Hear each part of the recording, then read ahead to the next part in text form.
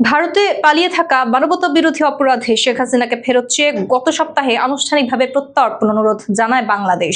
গতকাল বুধবার ভারতের পররাষ্ট্র মন্ত্রণালয়ের মুখপাত্র রণধীর জয়সওয়াল জানান, তারা এই অনুরোধ পর্যালোচনা করছেন।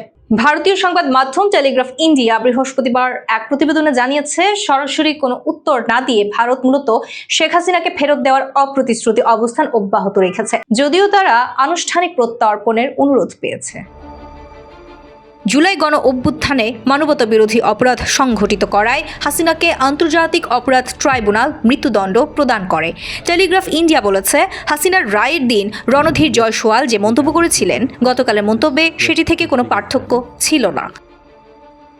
ভারত এবারই প্রথমবার হাসিনাকে ফেরত দেওয়ার অনুরোধ অগ্রাহ্য করেছে এমনটি নয়, এর আগেও তারা একই কাজ করেছে। ভবিষ্যতে তারা এমনটি করবে, যেহেতু বাংলাদেশে এখন একটি অন্তর্বর্তী সরকার রয়েছে, এমনটি জানিয়েছে টেলিগ্রাফ ইন্ডিয়া। জয়সওয়াল হাসিনার প্রত্যর্পণ অনুরোধ পর্যালোচনার পাশাপাশি বাংলাদেশের জনগণের কল্যাণ, বিশেষ করে শান্তি, গণতন্ত্র, অন্তর্ভুক্তি ও স্থিতিশীলতার প্রতি অঙ্গীকারবদ্ধ এবং এ বিষয়ে সব পক্ষের সঙ্গে গঠনমূলকভাবে যোগাযোগ চালিয়ে যাওয়ার কথা বলেন।